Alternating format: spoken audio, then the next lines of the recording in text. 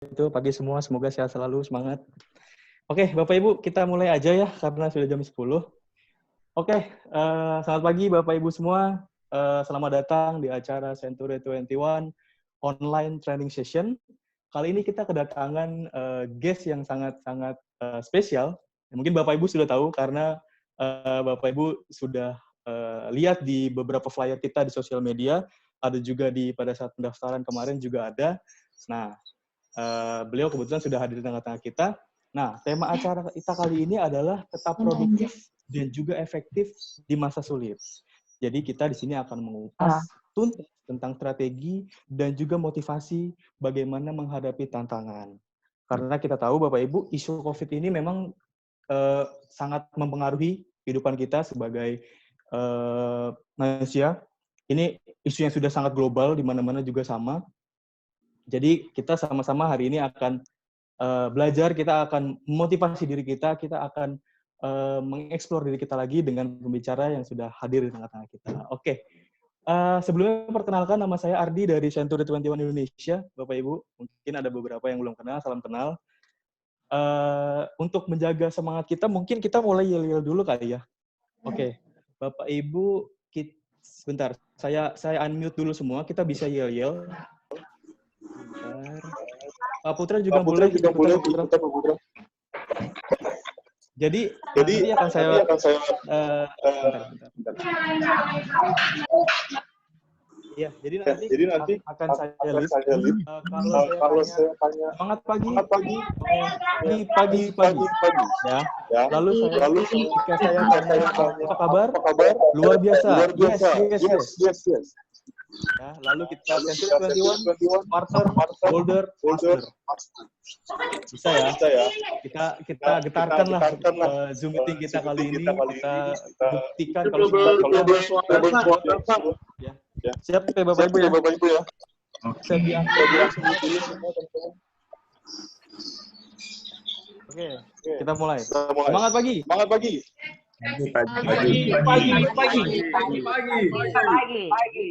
Apa kabar? Luar biasa.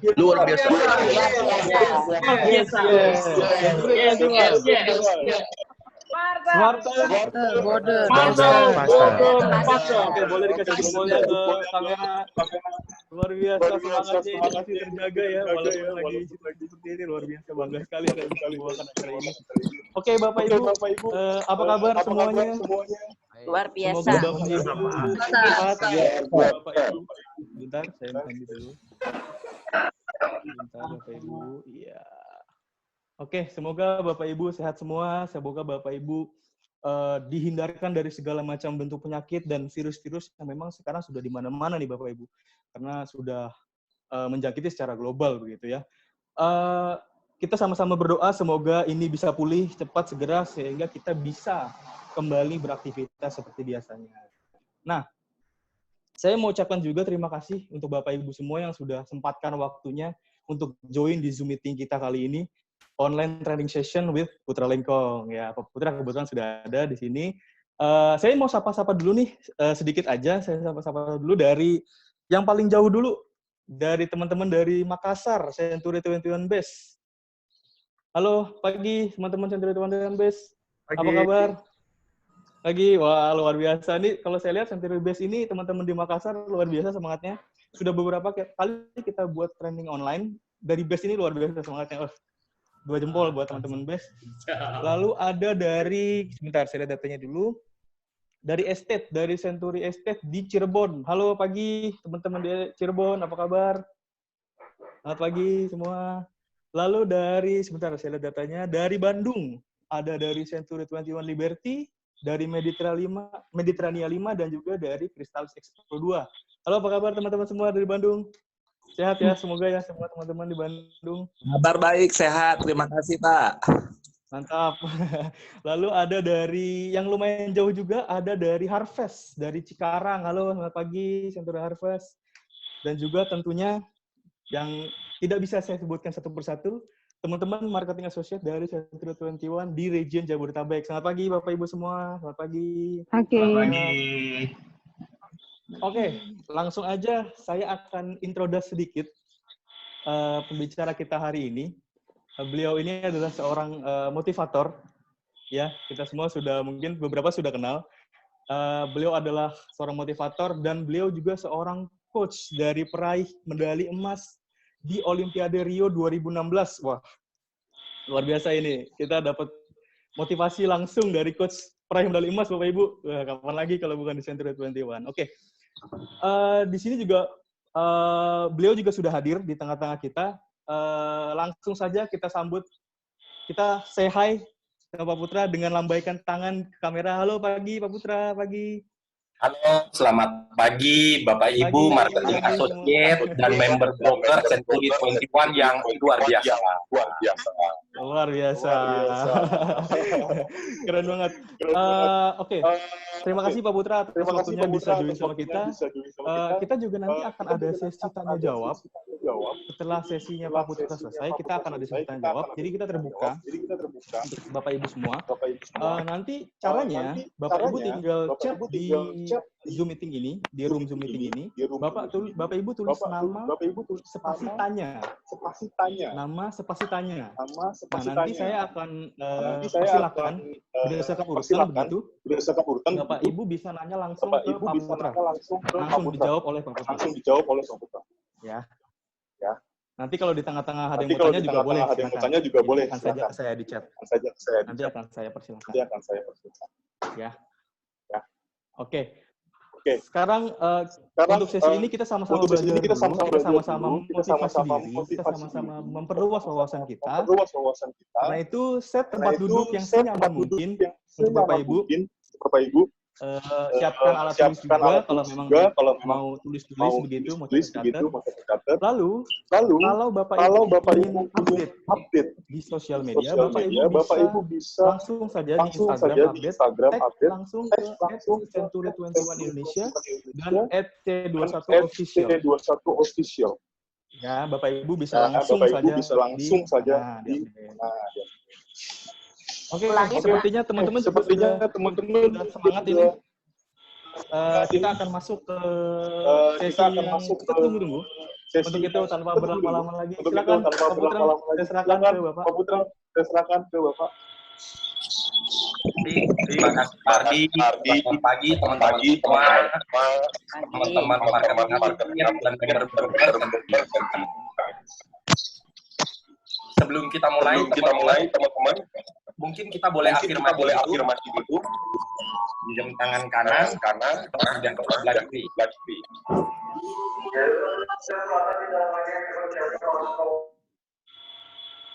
Kita ucapkan Bapak Ibu, saya mengizinkan diri saya untuk sehat, semangat, dan produk. Oke, kata-katanya seperti itu ya Bapak Ibu ya. Ya. Oke, mari kita mulai sama-sama. Tangan kanan, taruh di kiri. Jadi nanti boleh sambil ditepuk. Afirmasinya seperti tadi. Saya mengizinkan diri saya untuk sehat, semangat, dan produktif. Oke, sudah ya Bapak Ibu ya? Baik, terima kasih. Kalau sudah Bapak Ibu, mari langsung saja kita sesi kita hari ini, bagaimana caranya supaya kita bisa tetap produktif dan bisa tetap efektif walaupun di masa sulit seperti saat ini. Saya sudah siapkan slide-nya Bapak Ibu, dan untuk slide ini Bapak Ibu tidak perlu khawatir, nanti setelah selesai acara, saya akan bagikan soft copy-nya kepada Pak Ardi. Nanti silakan Pak Ardi bisa distribusikan kepada teman-teman marketing associate dan member broker. Oke. Mau dicatat boleh, mau difoto juga silakan Bapak Ibu. Saya siapkan sebentar slide-nya.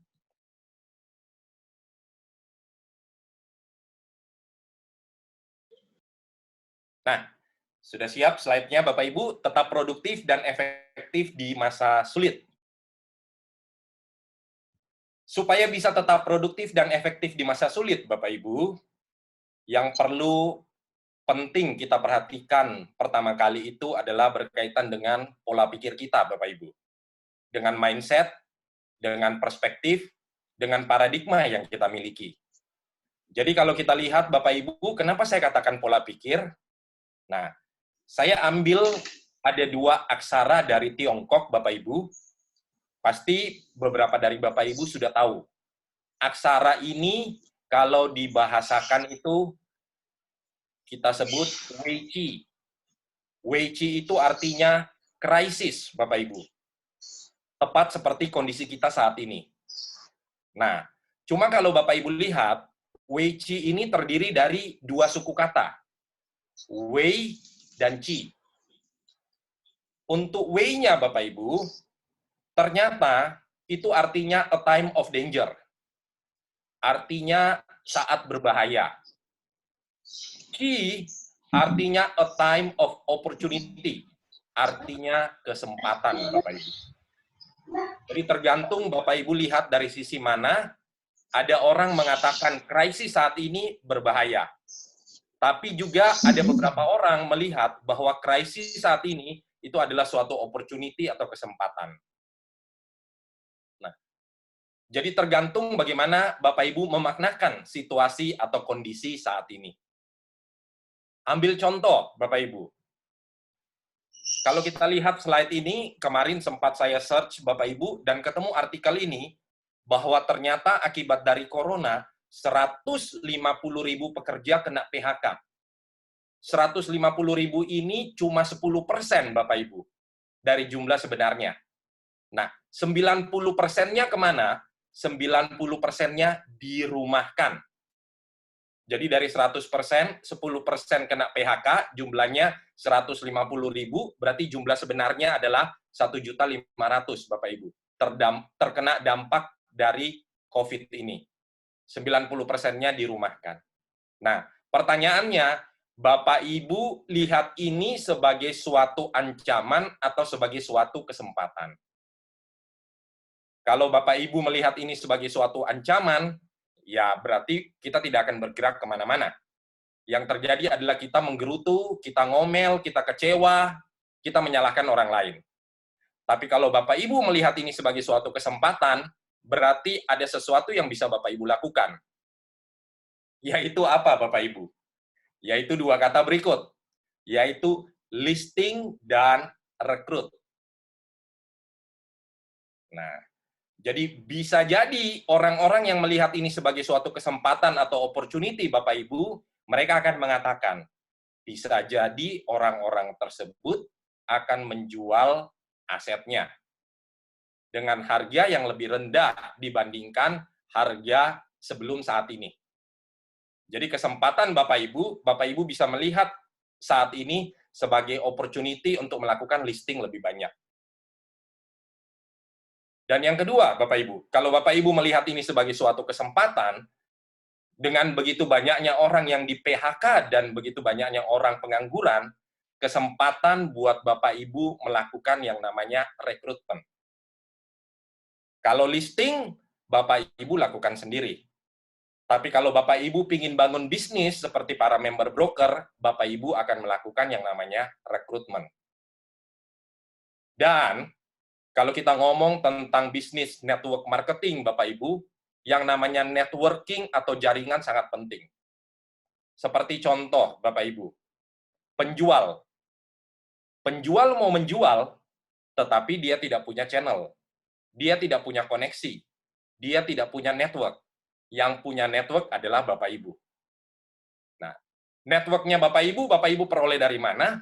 Dari koneksi atau network sesama marketing associate. Nah, jadi balik lagi kepada Bapak Ibu, pentingnya Bapak Ibu punya paradigma melihat kejadian atau kondisi saat ini, apakah itu adalah masalah atau apakah itu adalah suatu kesempatan. Kalau kita ngomong di konteks yang berbeda, Bapak Ibu, beberapa teman-teman di industri asuransi. Ternyata teman-teman di industri asuransi mencatat kenaikan hampir 2 kali lipat di bulan yang sama, periode Januari sampai Maret di tahun lalu dengan di tahun ini. Teman-teman di produk kesehatan misalnya, Bapak Ibu, ternyata mereka mencatat kenaikan omset 3 kali lipat.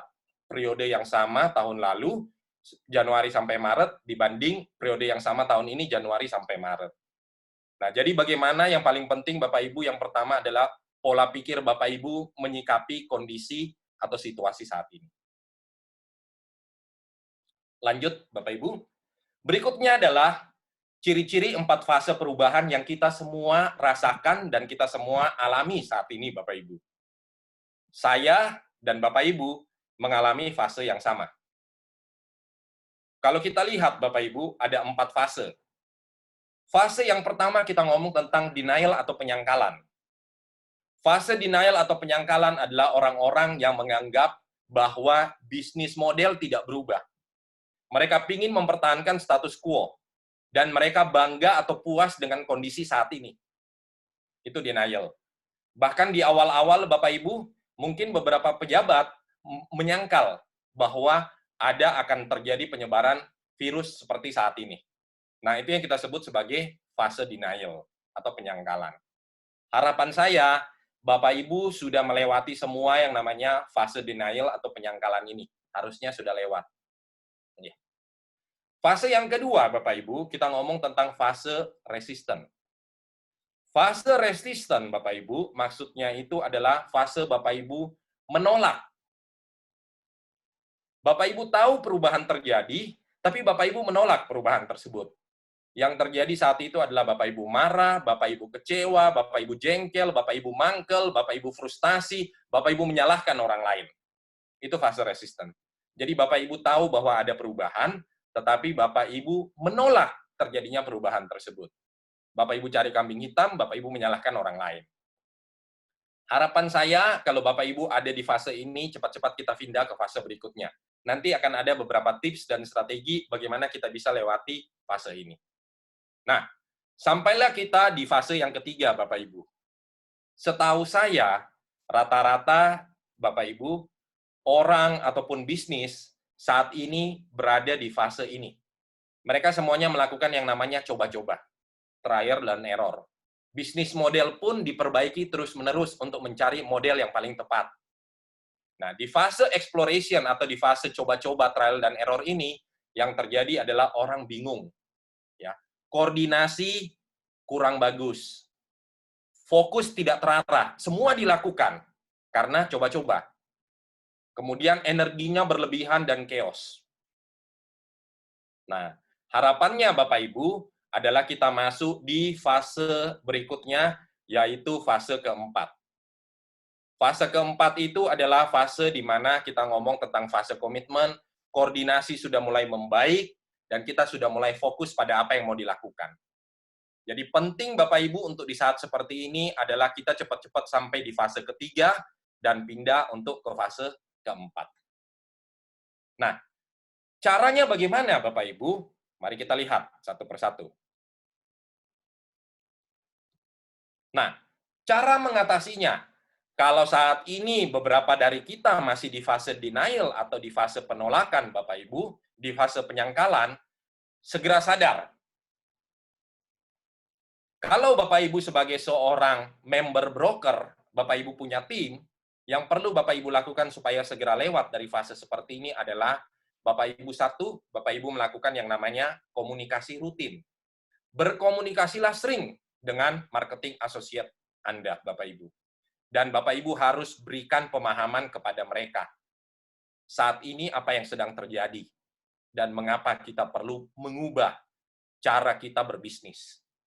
Kalau dulu Bapak Ibu melakukan yang namanya open house, dengan mudah bisa Bapak Ibu lakukan. Tapi pada saat seperti begini, yang namanya open house dilarang Bapak Ibu. Nah, jadi Bapak Ibu perlu berikan pemahaman apa yang sedang terjadi dan mengapa kita harus mengubah bisnis model kita. Nah, di fase yang kedua, Bapak Ibu, kalau Bapak Ibu sebagai seorang marketing associate, ya, kurangi yang namanya frustasi, ngomel-ngomel, menyalahkan orang lain, mencari kambing hitam. Bapak Ibu berusaha fokus pada solusi. Contoh misalnya, kalau saya ngomong kepada Bapak Ibu, kenapa Bapak Ibu terlambat? Bapak Ibu akan memberikan alasan kepada saya. Tapi kalau saya ngomong kepada Bapak Ibu, bagaimana supaya Bapak Ibu bisa datang tepat waktu? Bapak Ibu akan memberikan solusi kepada saya. Jadi di tahap ini Bapak Ibu fokus pada yang namanya solusi. Saya tetap bisa jualan, saya tetap bisa closing, asalkan, nah itu cara bertanyanya Bapak Ibu. Ya. Jangan bertanya, mengapa saya tidak bisa closing? Kalau Bapak Ibu bertanya, mengapa saya tidak bisa closing, keluar alasan. Tapi ketika Bapak Ibu ngomong tentang, saya bisa closing asalkan, nah pikiran Bapak Ibu mulai akan mencari yang namanya solusi. Kemudian Bapak Ibu, kalau Bapak Ibu sebagai seorang member broker, Bapak Ibu punya marketing associate, yang perlu Bapak Ibu lakukan adalah dua. Satu, Bapak Ibu melakukan yang namanya active listening, dengarkan, tampung, terima feedback, ambil umpan balik daripada tim Anda, Bapak Ibu. Tentang apa perasaan mereka, apa yang mereka rasakan, tentang kecemasan, tentang kegalauan mereka. Dan Bapak Ibu di tahap seperti ini, Bapak Ibu juga harus mengekspresikan feeling atau perasaan Bapak Ibu. Contohnya misalnya, teman-teman, Bapak Ibu, saudara-saudari, saya pun merasakan hal yang sama. Saya pun galau seperti Anda. Saya pun cemas. Hanya saja Bapak Ibu, kalau kita berpegangan tangan, kalau kita saling support, kalau kita saling dukung, kalau kita saling backup Bapak Ibu, saya yakin kita bersama-sama bisa mengatasi pandemi ini dengan lebih cepat. Ekspresikan feeling atau perasaan Anda. Supaya mereka pun tahu bahwa Anda sebagai seorang leader punya feeling, perasaan yang sama, kecemasan yang sama, tetapi Anda mengajak sama-sama untuk berpegangan tangan, bergandengan tangan, sama-sama melewati masalah atau situasi krisis saat ini. Nah, di fase yang ketiga, Bapak Ibu, kalau Bapak Ibu sebagai seorang marketing associate, Anda punya ide, coba saja, lakukan saja, praktekkan saja, lakukan saja, Bapak Ibu. Jangan terlalu banyak mikir. Praktekkan, lakukan, Bapak Ibu. Kalau Bapak Ibu sebagai seorang member broker, fokus Bapak Ibu adalah jangan dulu fokus jangka panjang, Bapak Ibu. Bapak Ibu bisa fokus pada dua hal ini di fase eksplorasi ini. Yang pertama, Bapak Ibu fokus jangka pendek. Katakanlah Bapak Ibu, yuk, karena pasti kalau kita ngomong target 2020, pasti berantakan semua, Bapak Ibu. Semua bisnis target berantakan semua. Yuk, kita fokus jangka pendek, yuk bulan ini yuk. Yuk minggu ini yuk. Yuk hari ini yuk. Fokusnya jangka pendek dulu, Bapak Ibu, di tahap eksplorasi. Sambil kita belajar apa yang bisa kita perbaiki atau kita sempurnakan. Kemudian yang kedua, Bapak Ibu, jangan lupa, di tahap eksplorasi ini, belajar keterampilan baru, Bapak Ibu. Kalau dulu Bapak Ibu biasanya sangat familiar atau sangat piawai ketika melakukan open house. Mungkin di saat ini, Bapak Ibu harus belajar bagaimana menggunakan yang namanya sosmed. Bapak Ibu harus belajar membuat storyline atau membuat cerita dan dipublish di sosmed. Bapak Ibu harus belajar skrip-skrip tertentu untuk menyapa klien ataupun pelanggan Bapak Ibu di saat seperti ini. Jadi silakan Bapak Ibu di tahap eksplorasi ini belajar keterampilan baru. Nah, di tahap yang keempat Bapak Ibu, ini kalau Bapak Ibu sebagai seorang individu, sebagai seorang marketing associate, apa yang sudah Bapak Ibu lakukan, perbaiki dan sempurnakan setiap hari, Bapak Ibu. Ya, supaya kita dapatkan hasil yang terbaik, supaya kita dapatkan model yang terbaik. Nah, kemudian kalau Bapak Ibu sebagai seorang member broker, Bapak Ibu, yang harus Bapak Ibu lakukan di tahapan ini ada dua. Nah, Bapak Ibu mulai buat target jangka panjangnya, dan yang kedua, Bapak Ibu jangan lupa, berikan apresiasi. Karena anggota tim Anda bersama-sama dengan Anda sudah berhasil melewati 3 fase sebelumnya dan sampai pada fase komitmen. Demikian Bapak Ibu, mungkin kalau ada yang mau ditanyakan dulu sebelum saya lanjut ke slide berikutnya. Bagaimana Pak Ardi? Silakan. Kalau ada yang mau nanya terlebih dahulu. Oke, thank you Pak Putra. Oke, Bapak Ibu, kalau ada yang mau nanya boleh silakan ditulis aja, nanti saya akan arahkan. Adakah Bapak Ibu yang mau nanya? Cukup tulis nama Bapak Ibu, spasi tanya. Nanti saya akan panggil begitu, nanti Bapak Ibu bisa langsung bertanya sama Pak Putra. Oke, bagaimana Bapak Ibu? Sepertinya lanjut dulu Pak Putra. Lanjut Sepertinya ya. belum ini. Baik. Siap, lanjut dulu Pak Putra. Silakan.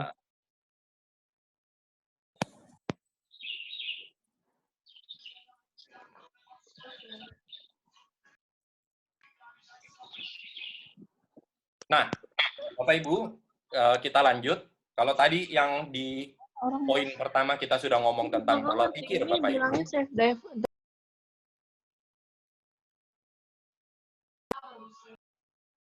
Ada yang bertanya? Ya, saya lanjut dulu ya.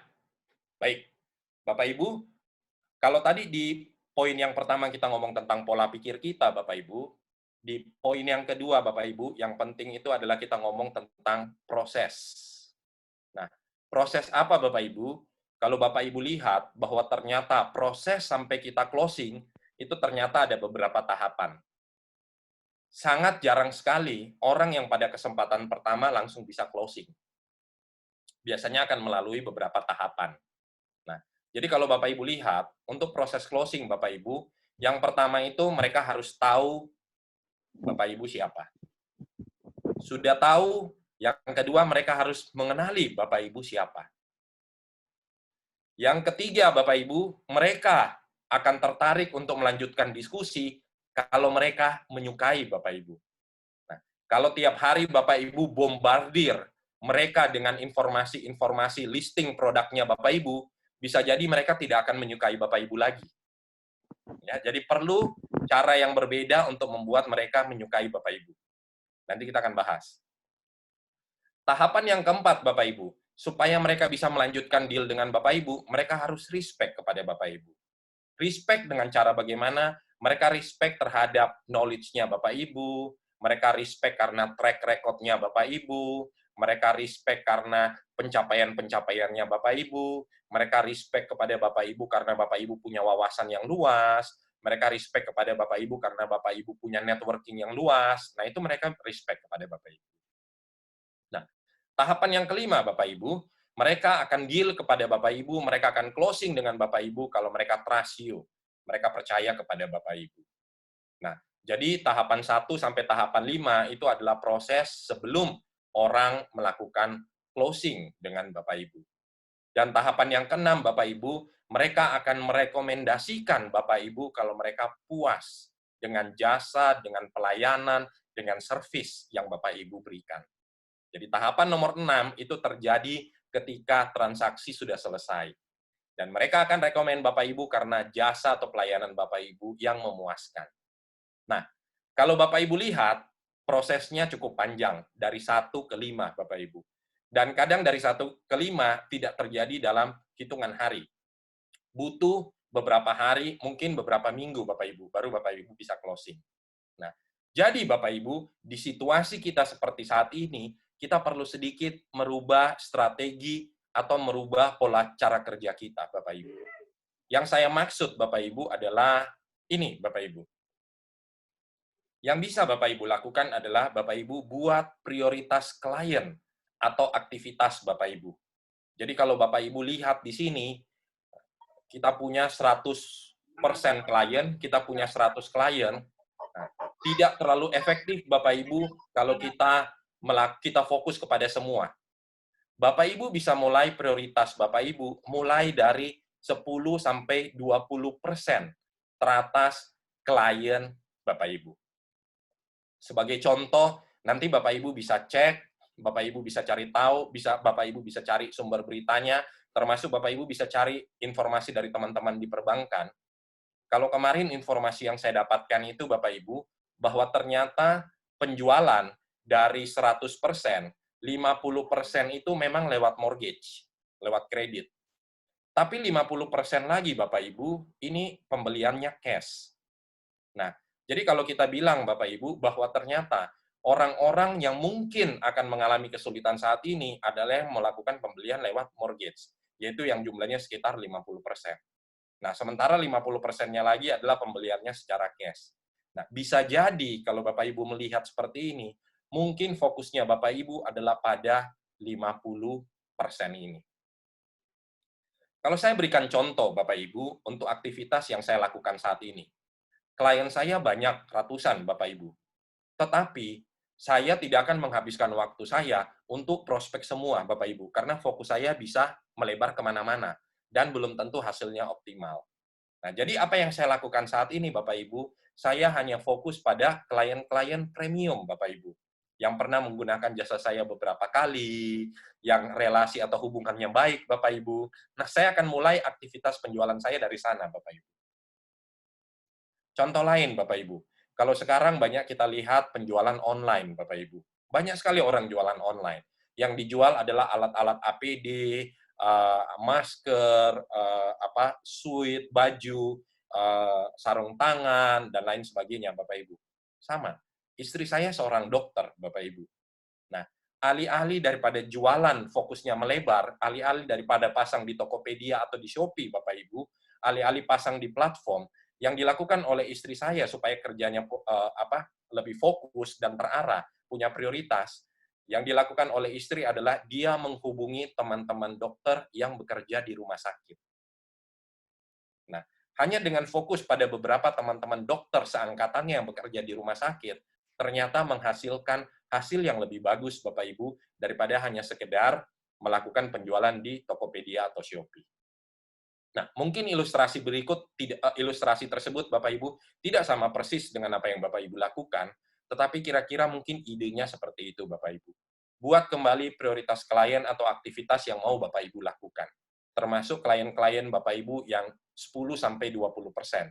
Karena lebih mudah untuk melakukan pendekatan, mereka sudah kenal Bapak Ibu, mereka sudah pernah bertransaksi dengan Bapak Ibu, mereka sudah menyukai, mereka sudah respect kepada Bapak Ibu. Nah, tugas Bapak Ibu adalah melakukan listing untuk klien-klien tersebut. Nah, sampai di sini Bapak Ibu, sebelum kita masuk kepada strategi, mungkin ada suatu pertanyaan, silakan sebelum mungkin kalau saya ada lupa sesuatu, silakan Bapak Ibu bertanya atau ditambahkan, jadi supaya interaksinya lebih aktif dan ada masukan yang bagus, sama-sama kita bisa belajar satu dengan yang lain, Bapak Ibu. Silakan. Oke, Pak Putra, ini saya Ya. dapat pertanyaan dari forum chat, ini dari chatnya, dari Ya. Pak Victor, dari Century Prioritas. Beliau tanya, saya ada 3 pembelian cash, tapi tetap tidak bisa proses karena BPN masih tutup, yang katanya buka tanggal 21. Tapi bisa lebih. Apakah yang harus saya lakukan untuk mereka? Seperti itu, Pak. Jadi seperti ada kendala dari pihak yang berwenangnya juga memang untuk operasionalnya sedang tutup. Nah, bagaimana Pak Putra? Silakan Pak Putra. Oke. Kalau expertise atau kewenangan saya untuk menjawab hal tersebut, sepertinya saya bukan ahli atau pakar atau yang expertise atau yang berwenang untuk menjawab hal tersebut, Bapak Ibu. Karena saya bukan di pihak pemerintah yang melakukan yang di BPN tadi. Nah, cuma saran saya, Bapak Ibu, yang bisa Bapak Ibu lakukan di saat nanti baru tanggal 21, Bapak Ibu bisa menjelaskan kepada mereka alasan kenapa belum bisa melakukan transaksi dan lain sebagainya. Dan mungkin bukan cuma BPN saja, beberapa teman-teman juga mungkin merasakan bahwa yang namanya notaris pun, beberapa notaris ada yang mau, ada yang tidak, Bapak Ibu, ya, apalagi di tengah kondisi situasi seperti saat ini. Nah, dan mungkin yang lain, Bapak Ibu, kalau misalnya memang tidak bisa, biasanya Bapak Ibu, mungkin ada jalur khusus atau akses khusus buat orang-orang yang punya networking atau relasi dengan orang-orang di BPN. Nah, silakan. Saya nggak tahu Bapak Ibu apakah itu bisa Bapak Ibu proses atau tidak. Nah, mungkin hal-hal yang seperti itu Bapak Ibu bisa pikirkan untuk memberikan ekstra service lebih. Kalau Bapak Ibu punya akses atau channel dengan orang dalam, bagaimana caranya supaya bisa dipercepat dan lain sebagainya, Bapak Ibu. Kira-kira mungkin itu Pak Ardi yang bisa saya bantu, karena memang secara ekspertis saya tidak punya ekspertis di situ. Baik, oke. Kalau gitu, Bapak Ibu ada lagi yang ingin bertanya, silakan. Bisa langsung ditanyakan sebelum kita masuk ke sesi berikutnya, ke pembahasan berikutnya dari Pak Putra. Oke, masih kita tunggu. Masih malu-malu sepertinya nih Pak Putra. Silakan ya. Oke ya, kalau gitu Pak Putra mungkin sepertinya kita lanjut dulu Pak. Baik, kita lanjut ya. Oke. Halo Pak, pagi. Oh ya, silakan. Pak, saya Eci dari Century 21 Victory Alam Sutra. Iya.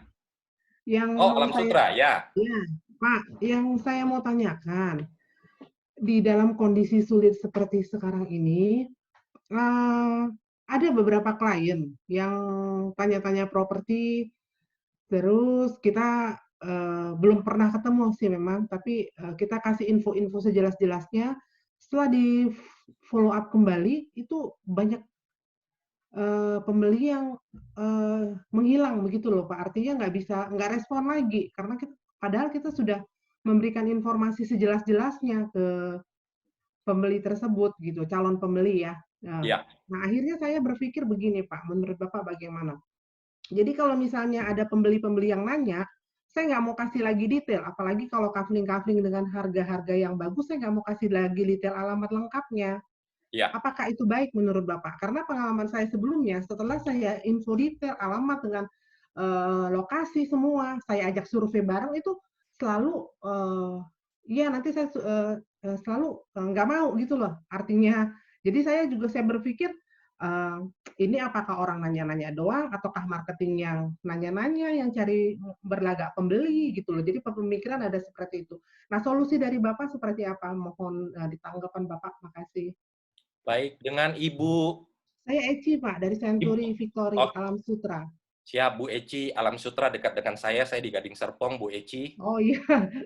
Kalau Oke, tidak Pak. salah kemarin teman-teman developer salah satu developer di area Ibu itu juga barusan jualan ya. Dan kalau tidak salah ada puluhan yang terjual dengan harga di atas 3M kalau tidak salah ya Bu Eci ya. Ya, begitu ya Pak ya. Kalau tidak salah, mungkin informasinya salah. Baik, Bu Eci. Ya, Pak. Berdasarkan pengalaman Bu Eci, biasanya Bapak Ibu, saya yakin pasti Bu Eci punya sense atau feeling ketika Bapak Ibu orang bertanya kepada Bapak Ibu atau kepada Bu Eci, biasanya kita sebagai seorang marketing itu punya sense atau naluri. Kira-kira orang ini mau nanya-nanya atau apa. Nah, jadi biasanya kalau saya contohkan biasanya kalau orang bertanya kepada saya Bapak Ibu, saya akan bertanya balik dulu untuk cari tahu dulu. Jadi sebelum saya memberikan informasi, saya akan bertanya kembali kepada yang bersangkutan. Ibu butuh untuk apa? Selama ini Ibu sudah pernah melakukan training atau belum? Kemudian kalau Ibu melihat trainingnya, Ibu butuh training yang seperti apa? Nah, dari pertama kali mengidentifikasi hal-hal seperti itu, biasanya Bu Eci akan mendapatkan lebih jauh pemahaman, oh kayaknya ini dia cuma sekedar nanya-nanya doang, atau saya coba dijadikan pembanding. Nah, jadi solusinya Bu Eci bagus juga ketika misalnya dia bertanya, sebelum Ibu memberikan informasi apapun, bagus Ibu balik bertanya. Jadi ibarat seperti kalau orang lempar kucing kepada Bu Eci lemparkan balik kucingnya kepada yang bersangkutan. Jadi Ibu bertanya kembali, Ibu identifikasi kebutuhannya, dari situ Ibu bisa lihat bahwa apakah dia memang seorang prospek buyer atau tidak. Atau apakah cuma sekedar marketing yang sekedar nanya-nanya, atau apakah bisa jadi sebenarnya dia tertarik, tapi begitu dia tahu budgetnya, ternyata wah kok budgetnya nggak masuk ya. Nah dari situ ya udah akhirnya enggak deh. Cuma kalau mau ngomong budgetnya nggak masuk, kadang-kadang orang punya pride. Wah mohon maaf ya, budget saya nggak sampai sebegitu. Kadang-kadang orang punya pride untuk tidak ngomong hal tersebut. Akhirnya ya udah deh ibu nanya saya menghilang aja. Nah jadi penting mungkin bagi Bu Eci ketika orang bertanya, Ibu identifikasi kembali kira-kira kebutuhan spesifiknya seperti apa, dari situ Ibu bisa gali, dan Ibu kira-kira tahu kebutuhan yang lebih tepat. Dan memang saya selalu menghindari, Bapak Ibu, Bu Eci, saya selalu menghindari kalau orang bertanya, Pak, Bapak punya training apa aja? Saya selalu menghindari, nih, saya punya ini ada 20 training, ini silakan. Ini selengkap-lengkapnya, ini trainingnya tanggal sekian, tanggal sekian, tanggal sekian, tanggal sekian. Nah, ketika saya memberikan yang seperti itu, Bapak Ibu, sama seperti yang Bu Eci katakan, itu biasanya orangnya menghilang. Karena bisa jadi mungkin cuma pembanding, atau orang, wah, kok banyak amat nih, dia tidak mengerti kebutuhan saya apa sebenarnya. Nah, dia cuma menyodorkan, dia cuma kasih informasi. Nah, mungkin itu boleh membantu Bu Eci di dalam cara bagaimana atau strategi Bu Eci menghadapi calon buyer yang prospek. Itu mungkin Pak Bu Eci dan Pak Ardi. Ya, gimana Bu Eci? Apakah masih ada yang ditanyakan? Ya, iya sih Pak. Memang kalau misalnya kita tanya balik ke pembelinya itu, dia nanya saya butuhnya dengan budget sekian, tanah sekian dengan harga sekian, gitu kan? Kita tanya balik ke beliau gitu ya Pak. Nah kita kita dapat informasi dong supaya saya gampang mencari properti yang Ibu tanyakan. Saya minta apa kebutuhan Ibu gitu kan Pak.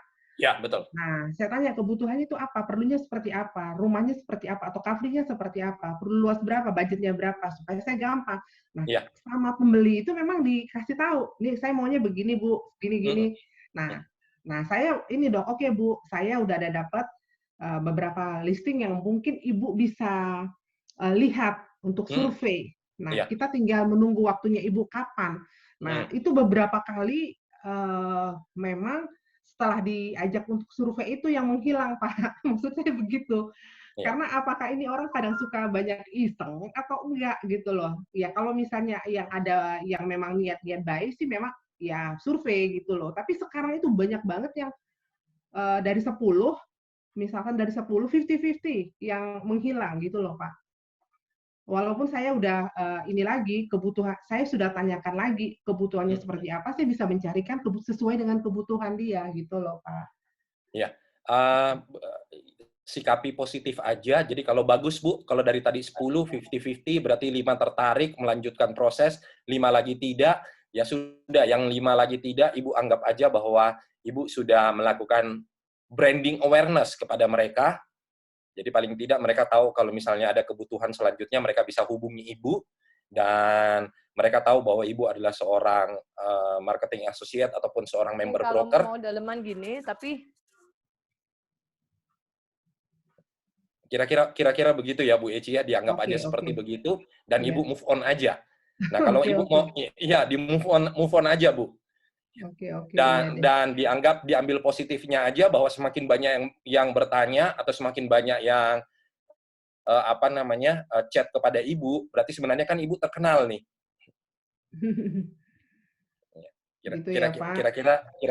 Kira-kira begitu. Dan semakin banyak, kalau semakin banyak yang bertanya, kira-kira kan kita punya persentase sukses, kira-kira begitu. Dan Ibu kira-kira aja, kalau misalnya ada 10, ya 50% itu sudah lebih dari bagus, Bu.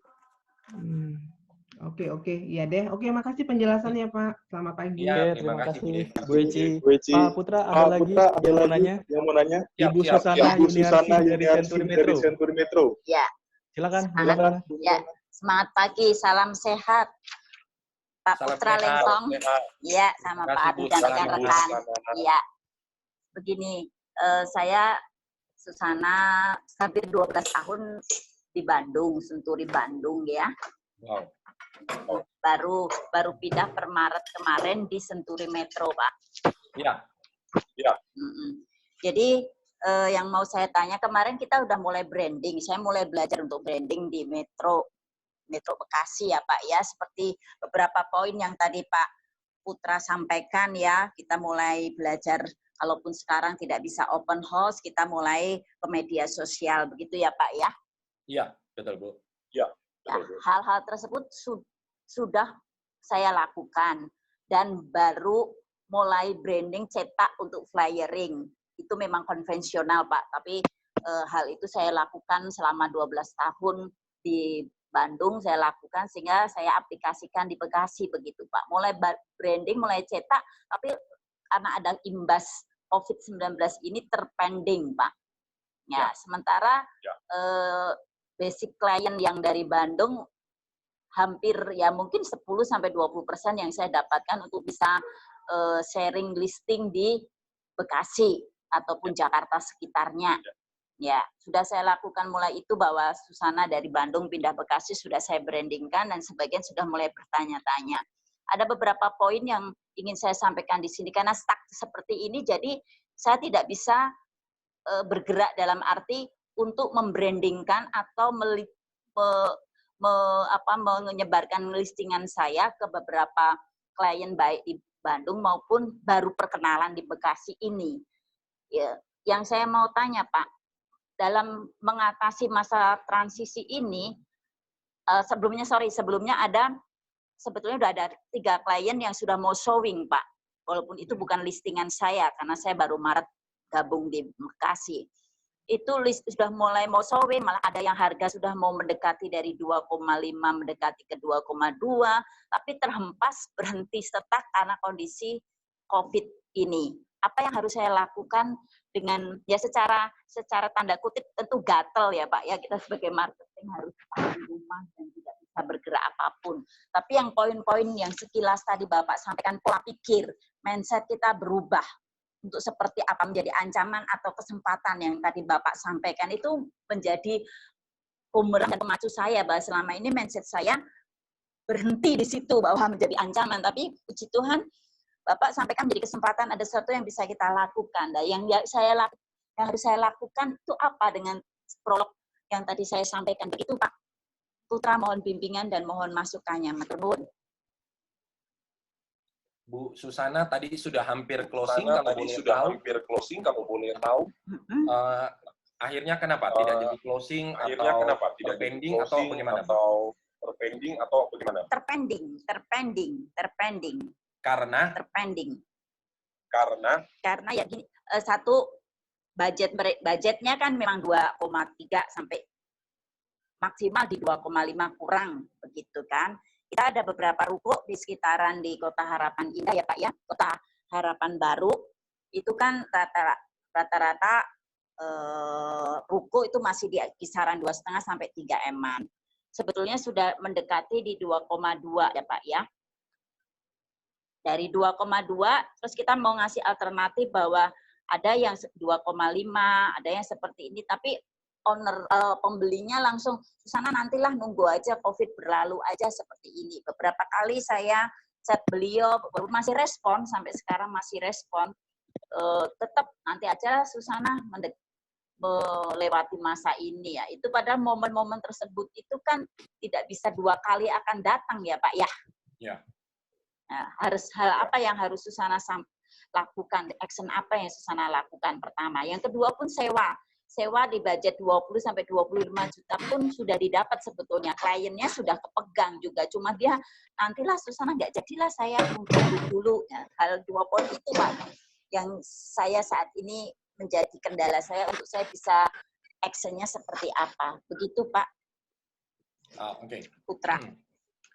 Langsung aja ya Pak Ardia, langsung ditanggapin. Bu Susana. Ya. Jadi penting Bu Susana, kita tahu alasan rata dibalik penolakan yang diberikan oleh calon buyer atau pelanggan kita. Jadi yang pertama saran saya, Ibu boleh cari tahu, boleh kalau dia ngomong sebentar, itu kenapa? Apakah budgetnya mau dia alihkan? Atau apakah dia merasa cemas?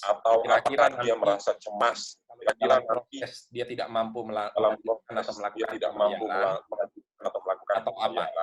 Nah, kalau itu boleh tahu, boleh saya potong. Kalau ya. itu boleh tahu.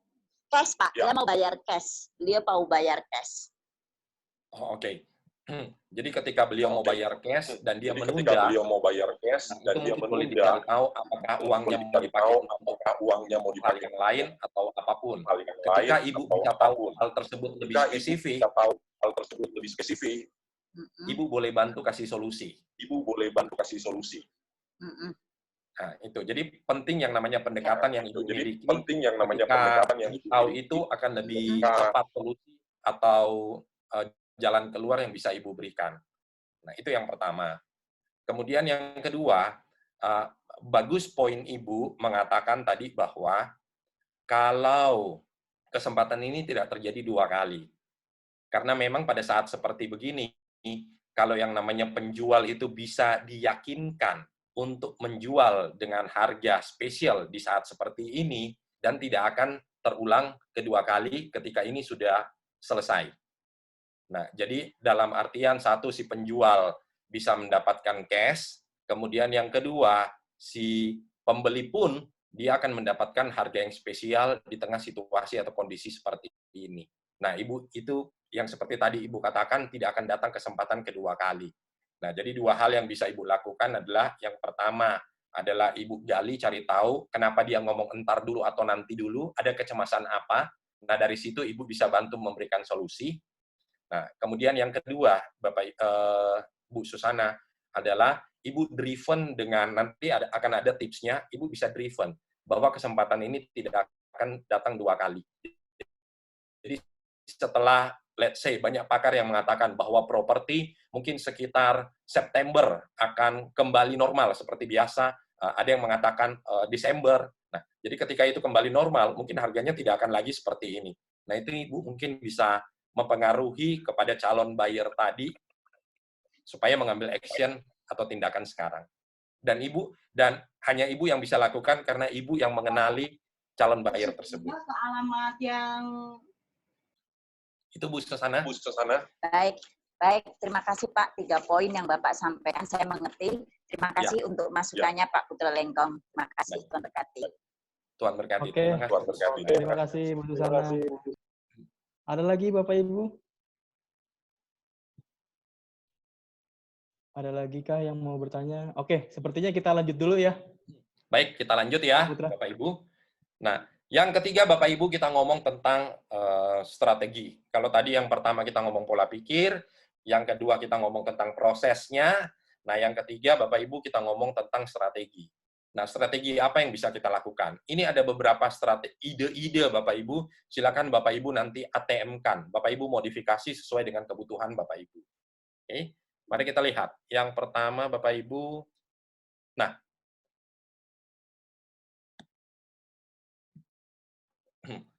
Bapak Ibu, kalau Bapak Ibu saat ini tidak bisa melakukan yang namanya open house, Bapak Ibu bisa menjual dengan menggunakan cerita. Nah, maksudnya apa cerita ini Bapak Ibu? Ada prinsip ketika Bapak, bukan cuma sekedar Bapak Ibu recording atau Bapak Ibu syuting, habis itu bagikan kepada klien atau pelanggan. Tapi Bapak Ibu bisa menggunakan storyline, Bapak Ibu bisa menggunakan alur cerita supaya mengena atau berdampak kepada calon buyer. Ya. Jadi cerita itu prinsipnya kita bisa pakai ini Bapak Ibu. Nah, prinsipnya 6H. H yang pertama Bapak Ibu bisa buat cerita berkaitan dengan humanity atau kemanusiaan. Ya. Makanya kalau Bapak Ibu lihat banyak kenapa acara reality show itu laku. Nah, acara reality show itu laku karena salah satu prinsipnya itu adalah tentang humanity atau kemanusiaan.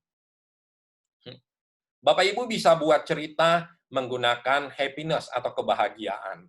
Jadi misalnya contoh Bapak Ibu, kalau Bapak Ibu sebagai broker itu mungkin fokus atau penjualan Bapak Ibu lebih banyak di secondary property. Nah, jadi Bapak Ibu beda tagline atau beda pesan ketika Bapak Ibu menjual kepada investor dan kepada end user. Kalau kepada investor, bahasanya seperti yang sudah kita ketahui, besok harga naik, bulan depan harga naik. Nah, itu tagline yang kira-kira cocok buat investor. Nah, tetapi ketika Bapak Ibu jual kepada end user, nah, ketika Bapak Ibu jual kepada end user, Bapak Ibu bisa pakai prinsip happiness atau kebahagiaan. Misalnya, Bapak Ibu syuting atau recording untuk area atau kawasan di mana perumahan tersebut ada. Nah, kemudian perumahan tersebut tempatnya sejuk, hawanya dingin, kemudian lingkungan atau komunitasnya ramah dan baik, dan lain sebagainya. Nah, itu berkaitan dengan happiness atau kebahagiaan. Yang ketiga, Bapak Ibu bisa jual menggunakan cerita humor atau kejenakaan. Jadi cerita humor, lucu, parodi, Bapak Ibu bisa masukkan pesan Bapak Ibu di situ. Bapak Ibu juga, H yang berikutnya itu adalah help atau tolong-menolong. Bapak Ibu bisa jual menggunakan cerita tentang orang yang saling tolong-menolong, tentang charity, tentang Bapak Ibu melakukan yang namanya donasi, dan Bapak Ibu jadikan cerita untuk branding tentang Bapak Ibu ataupun tentang jasa yang Bapak Ibu berikan.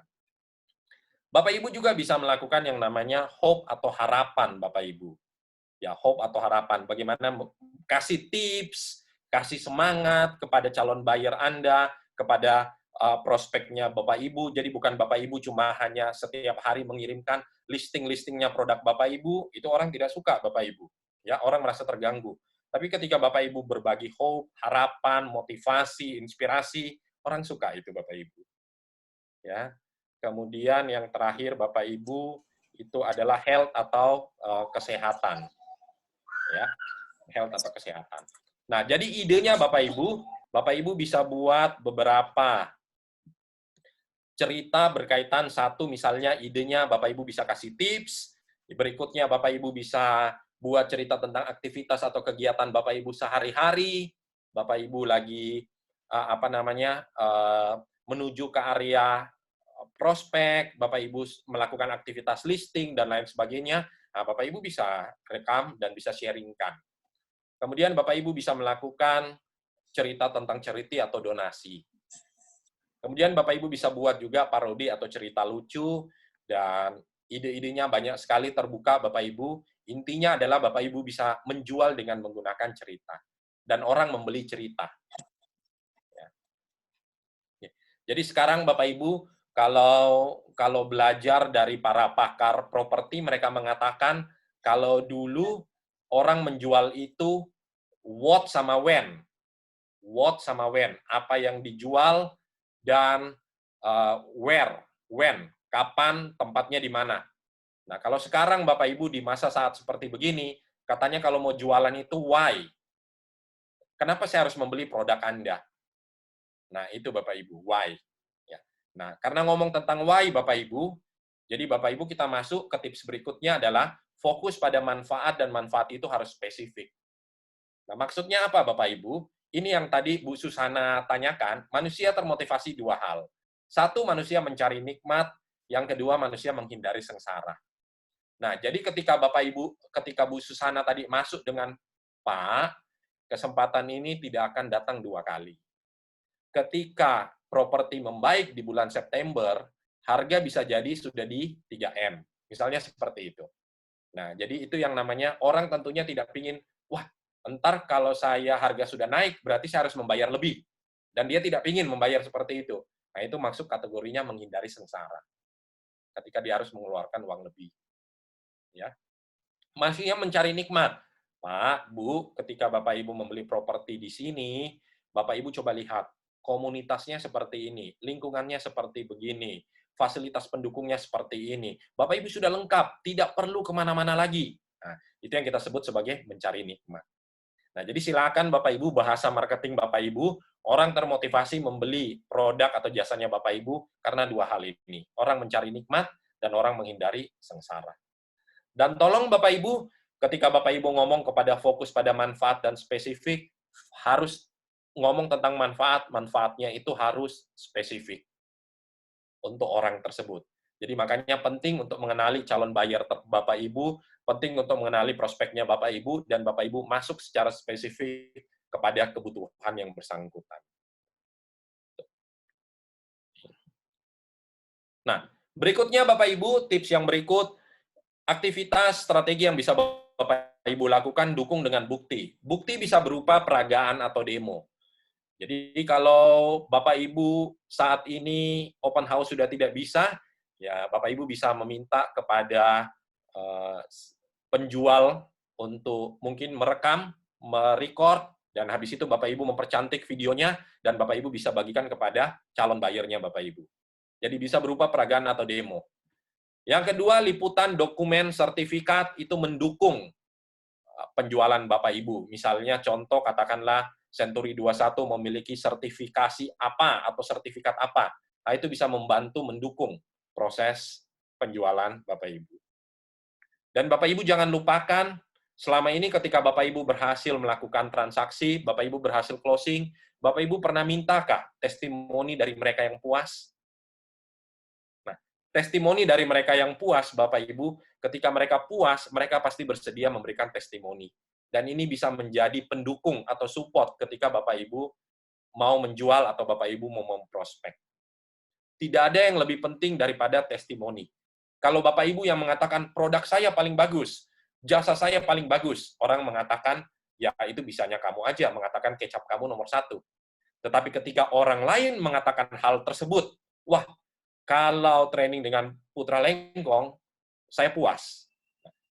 Wah, kalau saya bertransaksi ketika saya bertransaksi dengan Bu Susana, saya sangat senang, saya sangat puas dengan servis yang diberikan. Ketika orang lain yang mengatakan hal tersebut, orang akan lebih percaya. Dan yang terakhir, Bapak Ibu, setiap orang punya juru bisik. Nah, jadi Bapak Ibu, misalnya contoh, ketika Bapak Ibu ingin menjual kepada saya, juru bisik saya adalah istri saya. Nah, jadi lebih baik Bapak Ibu melakukan pendekatan kepada istri saya supaya berhasil menjual kepada saya. Karena apapun yang dikatakan oleh istri saya dengerin. Nah, jadi setiap orang punya juru bisik, cari siapa juru bisiknya. Kemudian skrip Bapak Ibu, ini satu skrip yang mungkin bisa membantu Bapak Ibu.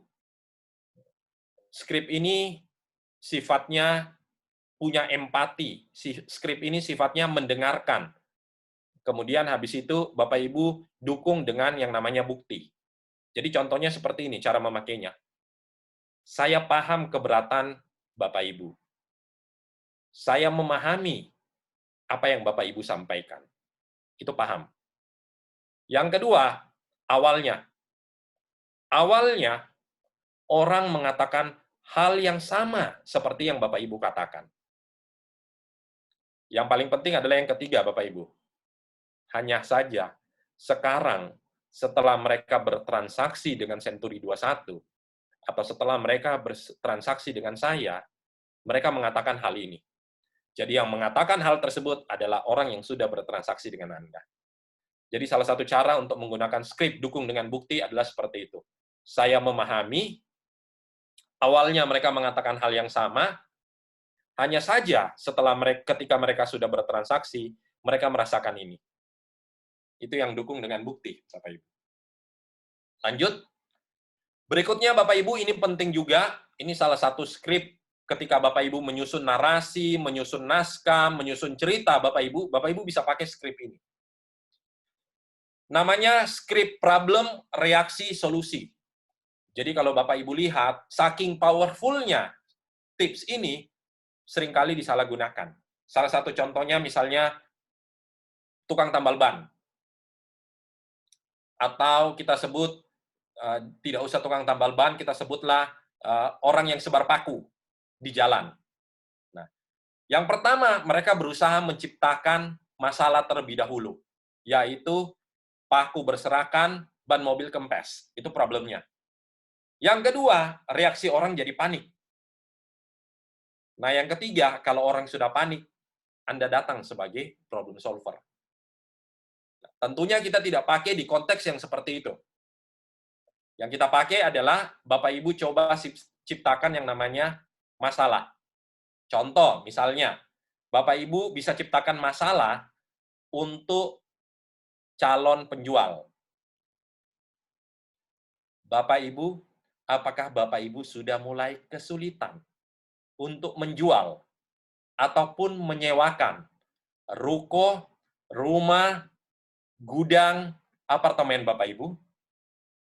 Karena yang terjadi sekarang Bapak Ibu, orang mau dapat cash, orang mau jual, tapi tidak punya koneksi. Dia tidak tahu harus jual kemana. Nah, jadi yang pertama Bapak Ibu ciptakan masalah. Bahwa ternyata ada masalah, orang lagi cari cash untuk situasi kondisi saat ini, tidak punya jalan keluar. Reaksinya adalah, mungkin bisa jadi orang tersebut akan jual dengan harga lebih rendah dibanding harga pasar. Karena dia ingin dapat cash cepat. Solusinya, Bapak Ibu bisa masuk, Bapak Ibu bisa datang sebagai seorang problem solver. Percayakan kepada kami, percayakan kepada Century 21, kami bisa memberikan solusi dengan luasnya jaringan networking agent kami. Nah, jadi Bapak Ibu bisa pakai skrip seperti itu. Urutan masalah, penyebabnya apa, alternatif solusi, dan Bapak Ibu bisa memberikan rekomendasi. Nah, itu skrip yang problem, reaksi, dan solusi. Nah, kemudian Bapak Ibu, ini yang terakhir Bapak Ibu, skrip ya. Skrip ya. Nah, jadi skrip ya ini Bapak Ibu, maksudnya itu adalah Bapak Ibu ketika Bapak Ibu susun di dalam skrip, baik itu berupa cerita, atau di dalam WA, atau ketika Bapak Ibu menelpon, skrip ya artinya begini. Yang saya pahami, Ibu mencari kawasan perumahan yang asri. Ketika dia jawab ya, sebenarnya dia lagi programming. Oh iya, benar, saya lagi cari yang asri. Yang kedua, Ibu mencari komunitas yang ramah, saling support, saling mendukung. Wah, iya benar. Ibu mencari yang fasilitas, infrastruktur, prasarananya lengkap. Wah, iya benar. Biasanya kalau orang sudah jawab 3 kali ya, Bapak Ibu bisa masukkan. Nah, kalau Ibu cari properti yang seperti itu, saya sarankan di daerah atau di area ini. Nah, jadi Bapak Ibu buat pertanyaan yang kira-kira akan dijawab ya oleh yang bersangkutan. Seperti contoh misalnya, Bapak Ibu, pastinya Bapak Ibu pingin bisa tetap produktif dan efektif di masa COVID seperti ini. Benar kan? Tidak mungkin Bapak Ibu jawab enggak tuh. Bapak Ibu jawab ya. Nah, kalau Bapak Ibu bisa produktif dan efektif dan Bapak Ibu bisa tetap jualan, saya yakin pasti itu yang Bapak Ibu butuhkan. Ya, tidak mungkin Bapak Ibu jawab tidak. Nah, kalau Bapak Ibu tetap bisa pingin produktif, tetap efektif, bisa tetap jualan, dan Bapak Ibu bisa mengelola emosi, perasaan Bapak Ibu di masa seperti ini. Itu kan yang Bapak Ibu butuhkan? Ya. Nah, kalau itu yang Bapak Ibu butuhkan, saya punya solusinya. Saya punya program trainingnya. Nah, itu cara bagaimana Bapak Ibu menggunakan skrip ya untuk menjual Bapak Ibu. Oke. Dan yang terakhir Bapak Ibu kita ngomong tentang skrip atau. Bapak Ibu, kalau Bapak Ibu buat janji, usahakan jangan nanya, kapan Bapak Ibu punya waktu? Seperti biasanya, kapan Bapak Ibu punya waktu? Jawabannya adalah, entar deh lihat, nanti saya cari waktu. Umumnya orang akan jawab seperti itu Bapak Ibu. Jadi ketika Bapak Ibu bertanya kepada orang untuk membuat janji, coba Bapak Ibu kasih pilihan. Contoh misalnya, Pak, Bu, kita janjian untuk visit, atau kita janjian untuk bertemu, atau kita janjian untuk saya antar kepada properti atau produknya, hari Senin atau hari Selasa yang nyaman buat Bapak Ibu. Oh, hari Selasa. Hari Selasa pagi apa siang? Oh, siang. Siang jam 2 atau jam 3? Jam 3. Oh, jam 3 saya pergi jemput ke rumah ibu atau apakah kita ketemu langsung di propertinya? Nah, itu skrip atau, Bapak Ibu. Jadi kasih pilihan, manapun yang dia pilih tidak masalah. Dia akan tetap melakukan apa yang Bapak Ibu inginkan. Itu skrip atau. Oke? Baik, saya akan selesaikan ini. Yang terakhir, Bapak Ibu, 6 strategi persuasi. Bapak Ibu bisa pakai, ini idenya, aplikasinya sangat luas. Yang pertama, reciprocity. Reciprocity, timbal balik. Manusia itu, Bapak Ibu, Anda harus paham, ketika Anda tersenyum pada dia akan tersenyum balik kepada Bapak Ibu. Ketika Bapak Ibu memberikan, misalnya contoh di supermarket, memberikan sampel gratis, biasanya orang akan tidak enak hati. Akhirnya, ya udah deh Mbak, saya ambil 1 pack atau 1 bungkus. Nah, sama juga Bapak Ibu, pakai prinsip reciprocity. Apa yang bisa Bapak Ibu berikan? Ya, kepada listingan atau prospek Bapak Ibu atau calon buyer ataupun kepada penjual Bapak Ibu bisa menjalin relasi. Misalnya contoh, Pak, Bu, bagaimana kondisi saat ini? Bagaimana Bapak Ibu, apakah punya hand sanitizer atau apakah Bapak Ibu punya masker? Nah, kebetulan saya ada nih, ada 5. Boleh nggak saya kirim kepada Bapak Ibu? Nah, biasanya Bapak Ibu, kalau Anda sudah melakukan reciprocity seperti itu, yang terjadi adalah orang merasa nggak enakan kalau nanti tidak jadi deal atau tidak bertransaksi kepada Bapak Ibu. Nah, jadi silakan pakai prinsip reciprocity. Buku saya, Bapak Ibu, buku yang kedua, strategi 3M, sama prinsipnya. Saya pakai reciprocity. Saya tidak jualan. Yang saya lakukan adalah, begitu buku itu sudah selesai, saya kirimkan kepada para endorser. Endorser itu yang memberikan testimoni di buku saya. Saya berikan kepada mereka disertai ucapan, Pak, Bu, terima kasih ya, endorsement-nya bagus sekali, semoga buku ini bisa memberikan manfaat kepada kita semua.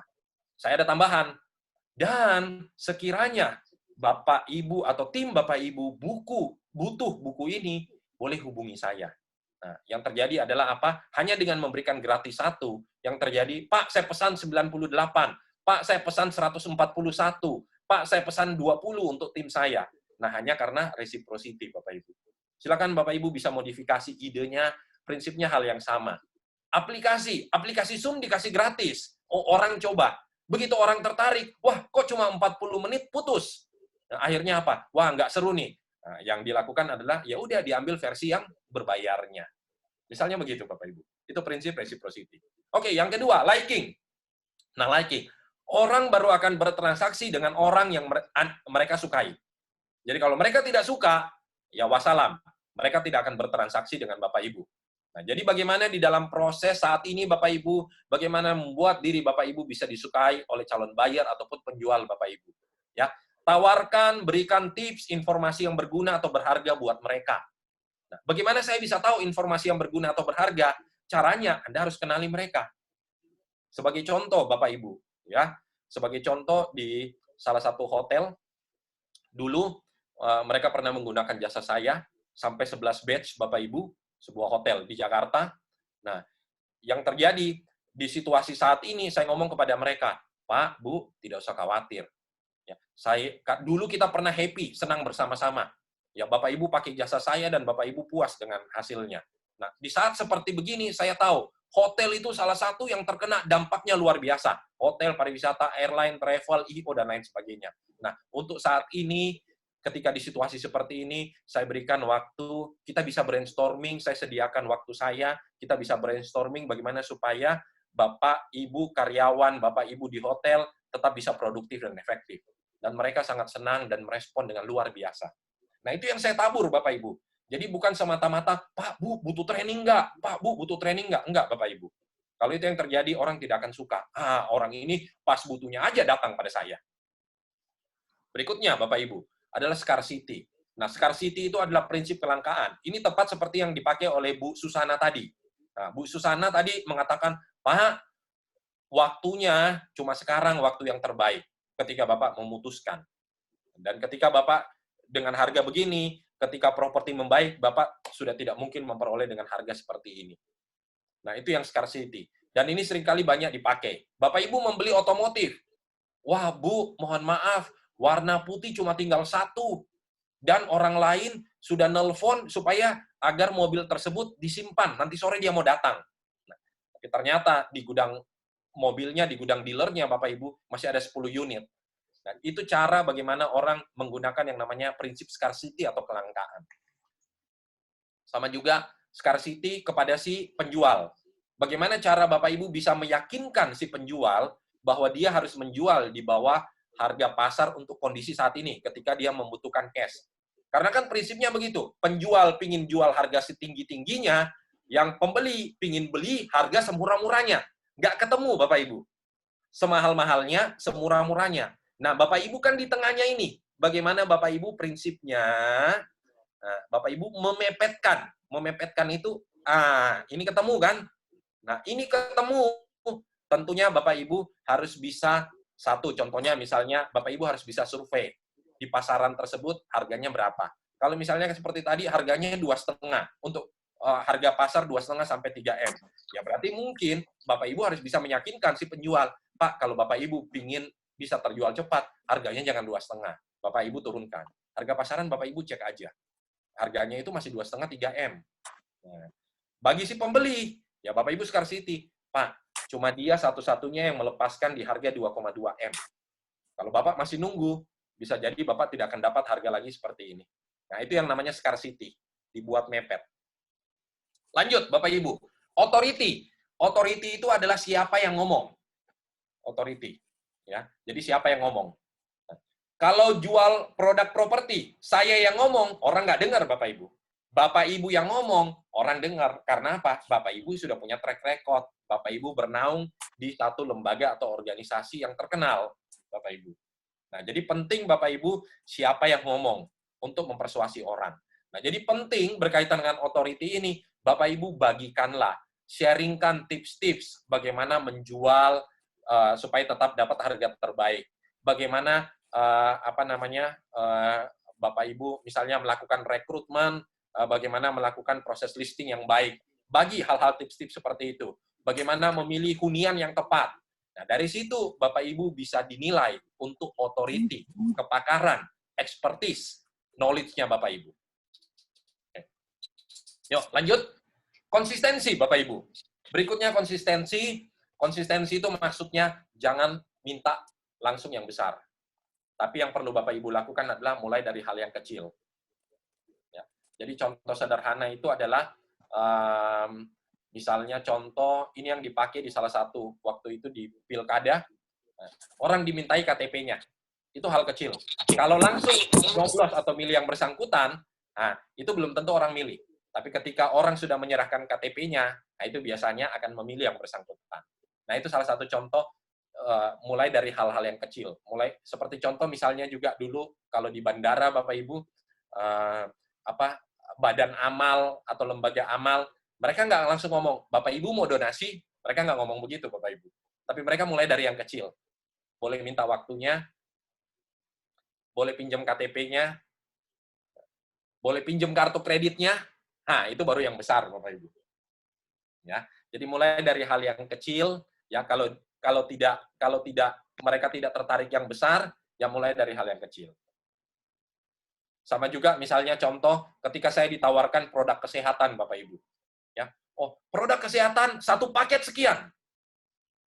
Saya enggak, belum butuh. Tapi orangnya pintar. Dia ngomongnya, "Pak, enggak usah satu paket lah. Bapak coba dulu ini yang supaya Bapak tetap berenergi dan bersemangat dan punya stamina sepanjang hari." Saya bilang, "Ya udah, boleh. Kalau itu nyoba boleh. Tapi kalau paket enggak." Nah, jadi begitu Bapak Ibu. Ya. Kemudian yang terakhir adalah konsensus. Konsensus itu adalah kesepakatan bersama. Maksudnya kesepakatan bersama Bapak Ibu, salah satu contoh yang biasa sering kali Bapak Ibu lihat, tulisan bestseller. Nah, kalau orang lihat tulisan bestseller, dia tertarik karena bestseller. Kalau Bapak Ibu masuk ke restoran, chef recommendation, biasanya orang akan pilih menu itu karena tahu enak. Nah, jadi konsensus itu Bapak Ibu adalah kekuatan keseragaman. Bapak Ibu bisa mempengaruhi orang lain untuk bertransaksi lewat broker atau lewat Century 21, Bapak Ibu. Karena apa? Ternyata menurut survei, 3 dari 5 penduduk Indonesia melakukan transaksi propertinya dengan Century 21.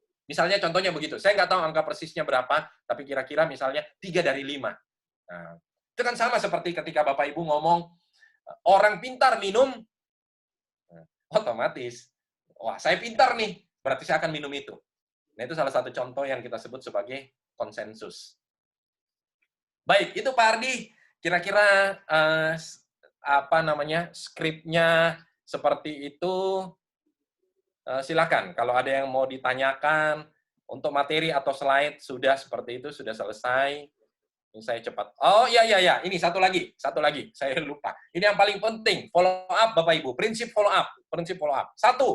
48 sales people tidak melakukan follow up. Berarti 1 dari 2 tidak melakukan follow up, Bapak Ibu. Ya. 25 sales people melakukan kontak untuk kedua kalinya dan stop. Berarti 1 dari 4. Dia kontak untuk kedua kalinya, orang ngomong tidak. Mungkin dalam kasus busana orang ngomong tidak, dia stop. 12 sales people hanya melakukan kontak untuk ketiga kalinya, 12%. Nah, penjualan pertama kalinya terjadi itu hanya 2%, Bapak Ibu. Berarti kalau Bapak Ibu jual 100 unit, hanya 2 yang terjadi pada transaksi pertama. Nah, sementara faktanya adalah bahwa penjualan 80%, jadi kalau Bapak Ibu ada 100 unit, 80 unit itu terjual pada transaksi atau pertemuan Bapak Ibu yang ke-5 sampai ke-12 kalinya. Nah, sama juga Bapak Ibu. Ketika Bapak Ibu branding, 1 kali nggak cukup. Ibu Susana dari Bandung pindah ke Bekasi, branding 1 kali, 2 kali nggak cukup Bapak Ibu. Orang baru ngeh bahwa ada Bu Susana di Bekasi, itu minimal 5 sampai 10, 12 kali. Baru orang ngeh, oh ternyata ada marketing associate atau ada member broker namanya Bu Susana di Bekasi. 64% perusahaan tidak punya strategi untuk follow up. Sales people dan sales manager tidak memiliki action plan untuk melakukan follow up ke pelanggan. Ya, padahal salah satu yang paling penting Bapak Ibu adalah melakukan follow up ini. Jadi yang bisa Bapak Ibu lakukan adalah sales training, mengasah keterampilan para marketing associate, dan termasuk melakukan juga fungsi rekrutmen Bapak Ibu. Jadi di sini kalau tadi Bapak Ibu lihat di slide di awal, yang kita lakukan adalah untuk buat bisnis ini semakin berkembang dan besar, itu adalah listing dan rekrut Bapak Ibu. Dan hampir semua masalah Bapak Ibu bisa terselesaikan dengan rekrut. Pak, jualan saya kurang, ya rekrut. Pak, saya tidak capai target, ya rekrut orang. Pak, agent saya keluar, ya rekrut orang Bapak Ibu. Nah, jadi tetap fungsinya Bapak Ibu kalau ingin menjadikan bisnis ini tetap berputar, listing dan rekrut Bapak Ibu. Terus yang kedua, Bapak Ibu, adalah proses belajar berkesinambungan. Dan kalau saya lihat, Century 21 punya jadwal, satu minggu itu setiap harinya hampir ada, Bapak Ibu. Ya, silakan. Ide-ide yang Bapak Ibu dapatkan di situ, silakan dipraktekkan. Ya, luar biasa bagi Century 21 untuk mendukung proses pembelajaran para member broker dan marketing associate-nya. Kemudian habis itu pakai sistem atau tool, Bapak Ibu, buat listing, Bapak Ibu, mana prospek-prospek, mana yang 20% dari kliennya Bapak Ibu. Buat sales team bisa diandalkan dan konsisten. Caranya adalah apa, Bapak Ibu? Bapak Ibu harus mau bawel, Bapak Ibu harus monitoring, Bapak Ibu harus melakukan kontrol, ditanyain, ya, supaya mereka punya habit melakukan aktivitasnya dengan baik dan benar. Dan yang terakhir, Bapak Ibu, ya ini salah satu tidak bisa dipungkiri, tetap harus melakukan yang namanya kontes-kontes, Bapak Ibu. Dan tentunya yang namanya kontes, Bapak Ibu sesuaikanlah. Misalnya contoh, siapa yang berhasil membuat listingan terbaik bulan ini. Nah, hal-hal seperti itu, Bapak Ibu. Kita tidak ngomong tentang penjualan yang luar biasa, karena itu target jangka panjang. Itu nanti akan masuk di tahapan komitmen. Tapi saat ini kita buat target jangka pendek supaya operasional bisa tetap mutar. Supaya aktivitas bisa tetap mutar, Bapak Ibu. Nah, itu pacu dengan yang namanya kontes. Silakan Bapak Ibu. Itu beberapa sharing, idea, tips. Nanti silakan Bapak Ibu modifikasi. Ini nanti silakan Bapak Ibu, kalau Bapak Ibu tertarik, ini ada dalam format e-book. Di masa seperti ini, kalau ingin baca, silakan. Ini di channel YouTube, kalau Bapak Ibu ingin dapatkan motivasi, silakan. Bapak Ibu subscribe aja, semua informasinya. Nah, sudah. Pak Ardi, demikian Pak Ardi. Oke, Pak Putra, thank you. Terima kasih banyak, Pak Putra. Ini saya ada tanggapan dari kolom komentar, Pak Putra. Ya. Dari Pak Lulut, boleh tolong diulang slide yang problem react solving, Pak. Mungkin Pak Lulut mau dipoto mungkin. Siap.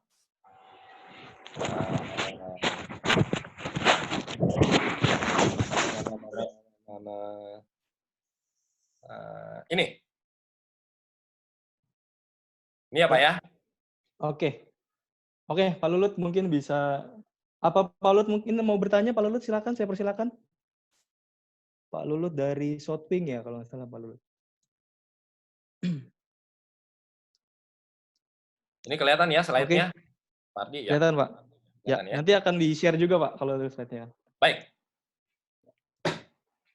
Oke, dari Pak Lulut sepertinya sudah oke. Ada lagi yang mau bertanya Bapak Ibu? Kita buka sesi pertanyaan. Tadi Pak Putra sudah menjelaskan soal strategi persuasi. Wah, ternyata luar biasa ya Pak Putra. Maksudnya banyak yang cara yang bisa kita lakukan. Kita bisa memotivasi diri kita sendiri di masa-masa sulit ini. Bagaimana kita harus menyikapinya, dan wah, sudah dikupas tuntas di sini. Oke, Bapak Ibu, ada yang mau bertanya? Oke, masih kita tunggu, mungkin sebentar lagi. Ya, nggak apa-apa.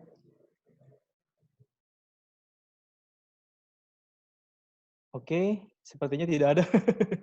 Oke, Pak Putra, mungkin kita bisa masuk ke closing statement, Pak, dari Pak Putra.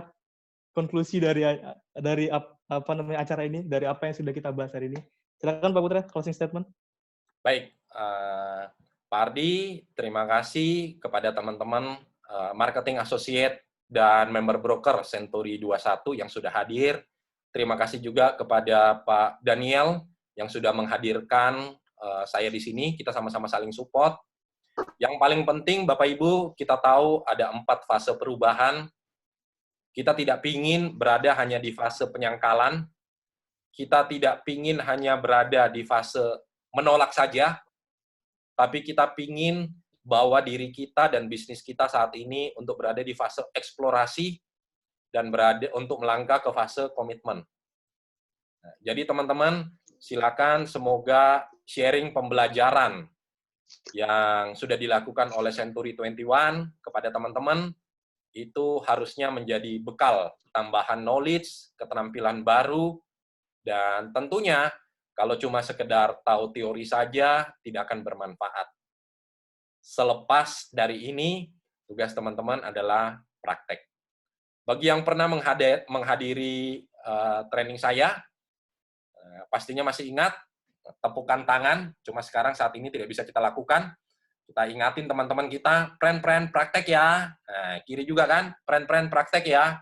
Jadi silakan, apapun yang sudah didapatkan selama hari-hari kita work from home, Bapak Ibu, silakan dimodifikasi dan dipraktekkan. Dan tentunya doa saya buat teman-teman yang semua yang ada di sini, segera sesuatu, pandemi ini segera berlalu, dan semoga segala aktivitas segera pulih, dan teman-teman di properti segera bisa kembali melakukan aktivitasnya dengan normal. Ya kalah. Dan sukses selalu buat teman-teman. Tetap produktif, tetap efektif. Mantap Pak Putra, thank you Pak Putra. Oke, Boleh tutup dengan teman-teman. ini, Pak Ardi, boleh tutup dengan ini? Boleh, silakan delete Pak Putra. Boleh ya? Oke. Teman-teman sama seperti di awal tadi, ada yang nanya. Pak Ardi, ada yang nanya. Oke, silakan. Ada yang nanya, Pak William dari Sentri Tonton Platinum. Sebentar ya Pak Putra, sedikit aja. Umumnya sekarang banyak sekali marketing baru dengan generasi milenial nih Pak. Untuk generasi milenial, biasanya mereka ingin closing instan. Nah, bagaimana saran untuk tetap meningkatkan semangat dan ingin ikut proses? Silakan Pak Putra. Oke. Pak William ya. Pak William dari Sentri Platinum Makassar, Pak. Oh ya, Pak William. Dari Semarang, sorry.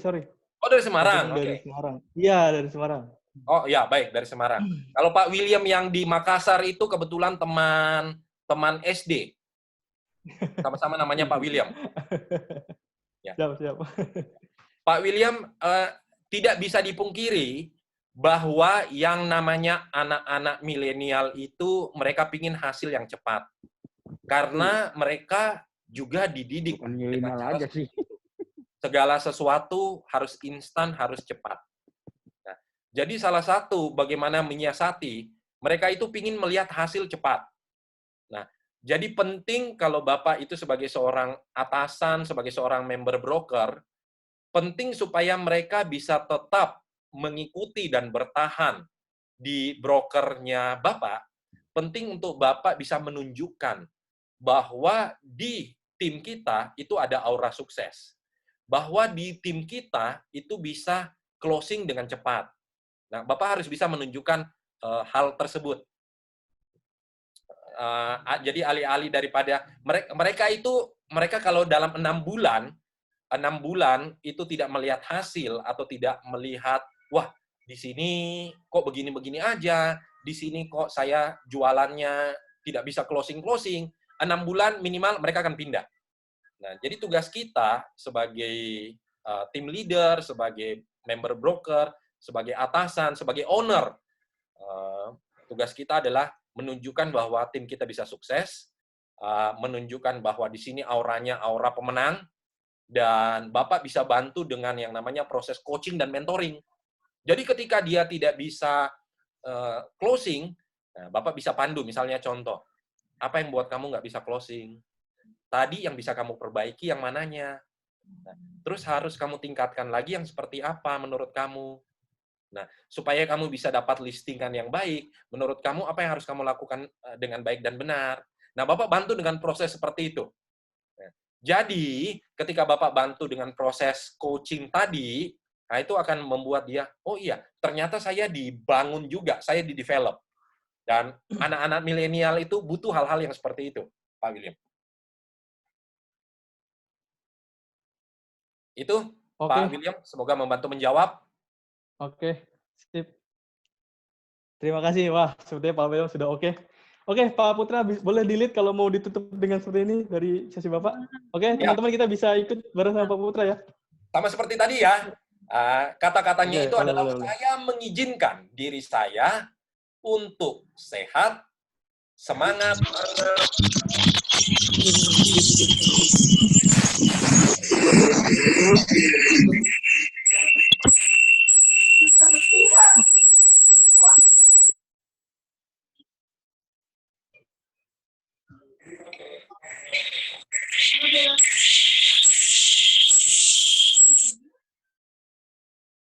Halo. Ya, silakan Pak Putra. Ya. Saya mengizinkan Saya mengizinkan. Diri saya Saya mengizinkan. untuk sehat. Untuk sehat. Saya mengizinkan Semangat. untuk sehat. Semangat. Dan produktif. Dan produktif. Semangat dan produktif. Semangat dan produktif. Siap. Sukses selalu buat Bapak Ibu. Sampai berjumpa di puncak kesuksesan kita masing-masing. Dan mari kita buat industri properti bergairah kembali bersama teman-teman dari Century 21. Ya, terima kasih Pak. Sukses. Terima kasih Pak Putra Lengkong. Pak Putra Lengkong. Terima kasih, Pak. Terima kasih Pak. Terima kasih. Pak. Yuk Pak Putra. Terima kasih. Salam sehat untuk semuanya. Salam sehat. Sehat Pak. Terima kasih Pak. Terima kasih semua. Terima kasih semua. Terima kasih Pak Putra. Terima kasih Pak Putra. Terima kasih. Tuhan lindungi Pak. Terima kasih Pak. Terima kasih Pak Putra. Ada pemakai. Terima kasih Pak